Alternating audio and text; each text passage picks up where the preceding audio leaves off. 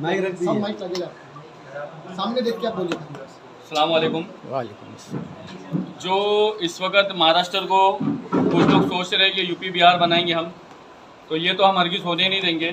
और दूसरी बात, सिस्टम से किया जा रहा है, टेस्ट किया जा रहा है, तो अल्हम्दुलिल्लाह इनके टेस्ट का जवाब हम इनको कल देंगे।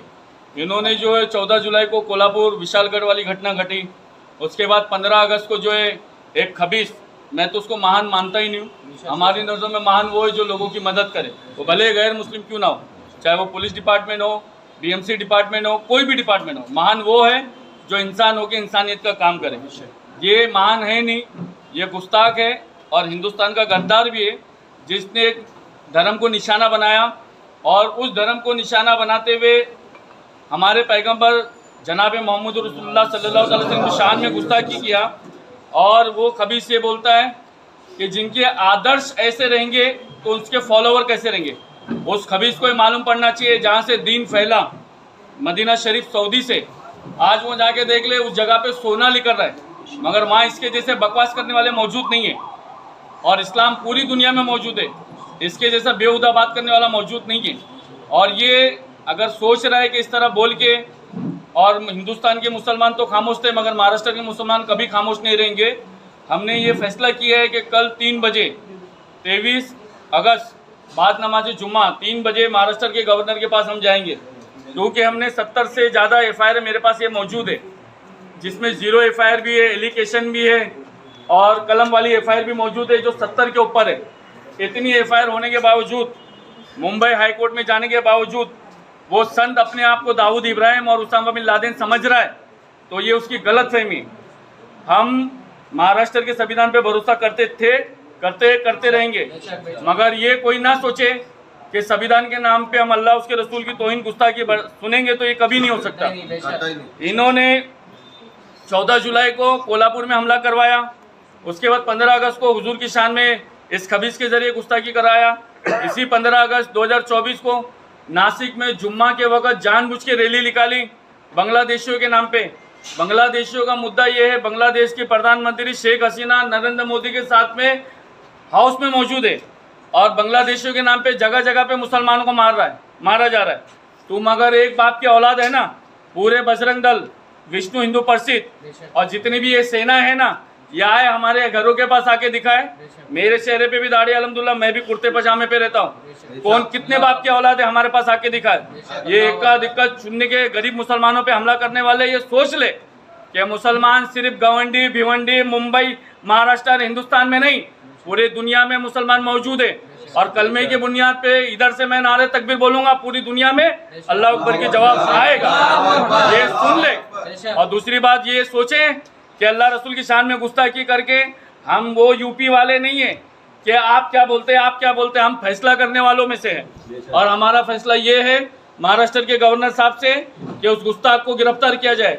दूसरा, 17 अप्रैल थाना जिला उल्लासनगर में इन हरामखोरों ने ये नारे लगाए कि माज़अल्लाह, अल्लाह तेरे बाप का नाम, जय श्री राम। हम किसी देवी देवता के ऊपर नहीं बोलते। अगर मैं बोलना चालू करूँ तो फिर लोगों को जवाब देने की ताकत नहीं रहेगी। मैं जानता हूँ कौन सा देवी देवता क्या था, मगर वो हर धर्म वालों के अपने भगवान का अपना इज्जत है। हम किसी की तौहीन करना नहीं चाहते। और कोई हरामखोर ये सोचे कि तौहीन करे और किसी रिक्शा ड्राइवर जो मुख्यमंत्री बना है उसके पहलू में छुप जाए। वो रिक्शा ड्राइवर 5 साल के बाद थाना में रिक्शा ना चलाया और फिर कहीं शाखा प्रमुख बन के नहीं बैठा तो ये यूसुफ अंसारी दाढ़ी निकाल देगा, क्योंकि हम सब कुछ बर्दाश्त कर सकते। हमारे नबी की शान में गुस्ताखी हम कभी नहीं बर्दाश्त कर। जिस तरह से पूरे मुल्क में माहौल बिगाड़ने का काम किया जा रहा है, खासकर मुसलमान तबके को बहुत उकसाया जा रहा है, तो ऐसे नौजवान जो जोश और खरोश में आकर कानून का उल्लंघन करते हुए सड़कों पर निकलेंगे, ऐसे नौजवानों से क्या आह्वान करेंगे? मैं ऐसे मुसलमानों से कहना चाहता हूँ कि ये हिंदुस्तान नहीं, पूरी दुनिया में पूरे मुसलमानों का पूरा हक है। ये हिंदुस्तान में भी मुसलमानों का पूरा हक है, मगर आपके सामने जानबूझ के ऐसे मसले पैदा किए जाते हैं कि मुसलमान रोडों पे निकले। और मुसलमान मर तो सकता है, मेरा ईमान है, मुसलमान किसी को नुकसान नहीं पहुंचा सकता। ये आप लोग कहीं भी अगर रैली वगैरह निकालते तो जानबूझ के बजरंग दल वाले, RSS वाले घुसते हैं और घुस के किसी का नुकसान करें और उसमें नाम मुसलमान का डालते हैं। तो कल बाद नमाज जुम्मा 3 बजे VT रेलवे स्टेशन से गवर्नर हाउस के लिए रैली रवाना होगी तमाम ईमान वाले मोमिन मुसलमान से गुजारिश है, जो शिवसेना का चमचा है वो मरने के बाद सोचे वो कब्र में उद्धव ठाकरे को जवाब दे। जो जिस पार्टी का है वो सोचे वो कब्र में उसको जवाब देना है। हम अल्लाह उसके रसूल के, हम गरीब नवाज के, हम आला हजरत पार्टी वाले हैं और क़यामत में हमको अल्लाह उसके रसूल को जवाब देना है। जो ईमान वाला रहेगा वो हमारी रैली में आएगा। इसी मसले को लेकर रजा एकेडमी और मोइन मियां साहब की तंजीमें भी काम कर रही है, क्या उन तमाम तंजीमों को भी आपने अपने साथ जोड़ा है? मैंने बताया कि अल्हम्दुलिल्लाह रजा एकेडमी जो काम कर रही उनका काम सर आंखों पर। मैंने बताया ये तंजीम का मसला नहीं है, ये मदरसे और मस्जिद का मसला नहीं, ये ईमान वालों का मसला है। मैं अगर किसी तंजीम पे नहीं हूँ तो ये नहीं कि मैं किसी तंजीम में नहीं हूँ मैं काम नहीं कर सकता हूँ।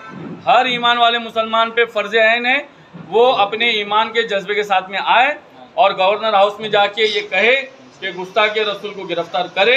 हमारी पहली और अव्वल आखिर मांग यही। आपकी जो रैली है, रैली के लिए कानूनी कार्रवाई जो भी किया जाता है वो परमिशन वगैरह का क्या आपने किया? हमें किसी चीज़ की परमिशन की ज़रूरत नहीं है। इसकी वजह ये मैं बताता हूँ आपको। जब 15 अगस्त को गुस्ताखी हुई और उसके बावजूद भी 17-18 अगस्त को उसी गुस्ताखी धारा 144 लगा के रैली निकाली गई और रैली में ये नारे लगाए गए कि उठाओ डांडिया मारो लांडिया। मैं बोलता हूँ किस मैदान में डांडिया लेके आते आओ, वो मैदान में लांडिया आने तैयार है अगर तुम एक बाप की औलाद है तो। समझे? हरामखोरो, अपनी सोच को बदलो। आज बच्चियों के 4-4 साल की बच्चियों के रेप हो जा रहे, कई लोगों की नौकरियां छूट गई, रेलवे में किसी में भी नौकरी नहीं बाकी रह गई। तुमको लांडिया से मारने से मसले हल नहीं होंगे। अगर तुम एक बाप के औलाद हो तो किस मैदान में आते हो डांडिया लेके आओ, मैं ये मेरे लांडिया लेके आने तैयार हूँ। हाँ।